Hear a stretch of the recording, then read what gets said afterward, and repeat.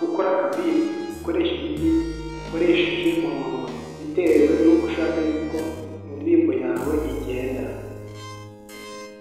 Noneho akantu gatatu baratubwira ngo ugomba gukora ahantu bitewe n'injyana ushaka kuririmbaho. Abavandimwe banjye bagenda bashobora kumurikira kuri tubicamo yacu hagiye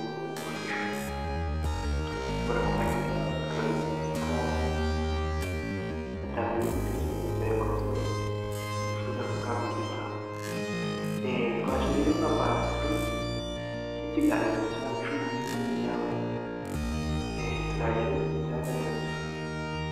muri iki cyapa tugiye kugira hamwe ibintu bikomeye kigora abantu benshi ariko ubihaye umwanya byakunda tugiye kureba noneho uko wakwandika indirimbo, uko wayishyiramo amagambo, n'uko ushobora kujyana cyangwa se gushyira ibijyana mu ndirimbo yawe n'igihangano cyawe.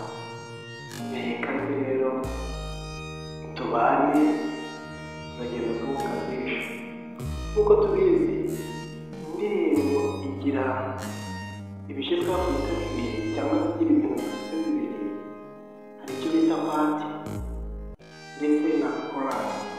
Pati na korasi, igice ndetse n'icyo mu Kinyarwanda bita inyikirizo. Pati cyangwa se igice reka tuvuge ko ari nk'amagambo cyangwa se interuro igizwe n'indirimbo yawe. Hari bamwe bakunda kuvuga ngo reka dufate gutya. Noneho iyo wandika indirimbo yawe hari ibintu ugomba kuzirikana. Igice cyangwa se pati itangira indirimbo igomba kuba igaragaza neza ishusho n'inyigisho ugiye gutanga mu ndirimbo yawe. Igomba kuba igaragaza neza iyo shusho igiye gutanga muri iyo ndirimbo yawe. Noneho igice gisoza indirimbo yawe kigomba kuba gifite gitanga umwanzuro ku bintu wahoze uvuga hejuru. Wakwibaza uti ibikorwa bagenda tureba ingero nyinshi, bagenda mbaha example.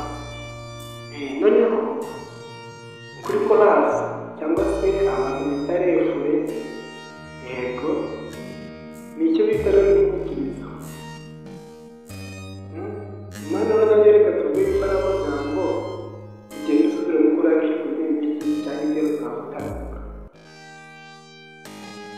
Ayo magambo yose agomba kuba atari menshi, yumvikana neza ku buryo nyine aryohera amatwi y'uyumva, ku buryo waturirimba rwose umuntu akavuga ngo gusa utuntu turaririmbitse. Ikindi agomba kuba yuzuye neza nyine meseje ugomba gutanga ari mesaje y'inote yuzuye. Noneho indirimbo yawe ushobora kuyiha ibice wifuza ukurikije topic wihaye kuvuga. Kandi indirimbo yawe wayiha n'ibice 8, ubwo biterwa n'uko wabyifuje, ariko benshi nabigize ibice 3 rwose barabigize nk'aho ariko byakabaye kugenda oya indirimbo mu bihe bice ushaka. Noneho tugiye kureba uko ushobora gushaka injyana y'indirimbo cyangwa se ko hari n'indirimbo zifite indirimbo wanditse. Akantu kagomba kwitaho ita kureba imikarago igize igice cy'indirimbo wanditse. Indirimbo wanditse ugomba kumenya ngo ifite imikarago ingahe. Noneho akandi ka kabiri, niba usoje kumenya imikarago cyangwa se imirongo igize indirimbo yawe,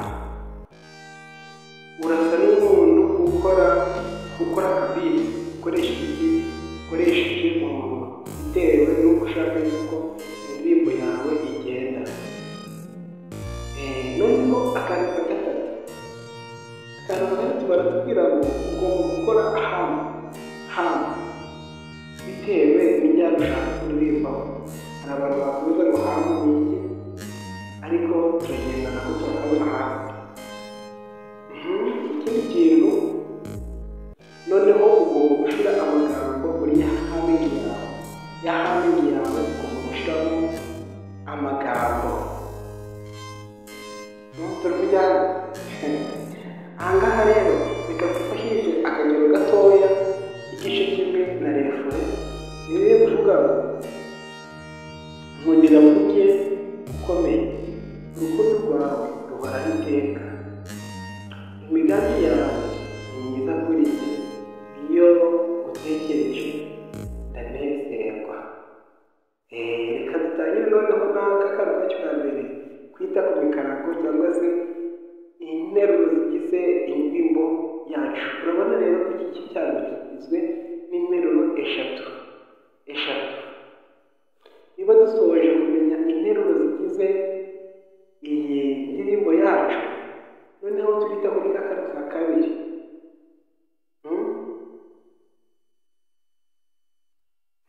Ka kantu kacu ka kabiri ko kumenya ko gukora akabiti bitewe n'icyo dushaka. Indirimbo yacu niba twifuza ko igenda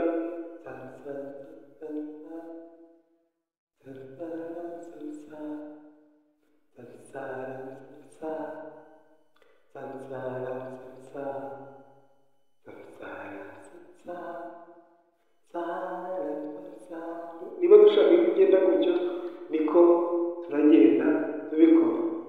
Noneho reka dushyiremo hano kuri ya nzira yacu ya gatatu.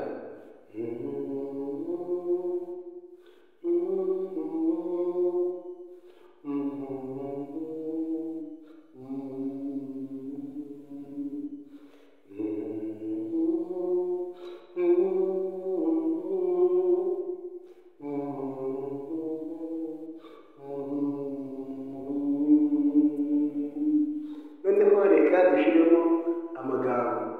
Nkundira mvuge ukomeye, urukundo rwawe ruhoraho iteka, imigambi yawe ni myiza kuri njye, iyo ngutekereje ndanezerwa.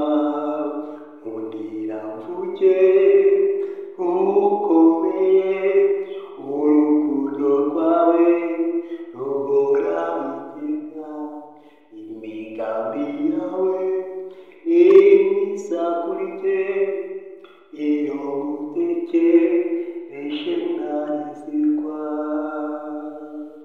Urumva uko niko ushobora kwandika ndetse ukaririmba indirimbo yawe. Hari benshi bagiye bakoze ibibazo barambwira bati ese ko nandika indirimbo ariko nashyiramo amagambo bikanga. Iki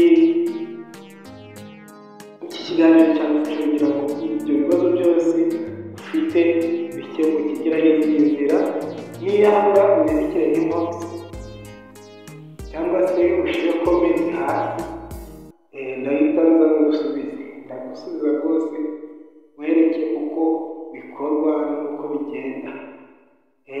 Ikibazo cyose wagira wabaza.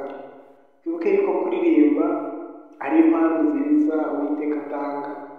Mugenzi rero ufite iyi mpano, igihe cyawe ni iki kugira ngo uyikoreshe kandi bigende neza.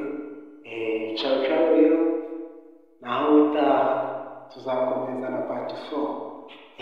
Bitameze neza muri part 4 bizakunda. Ciao.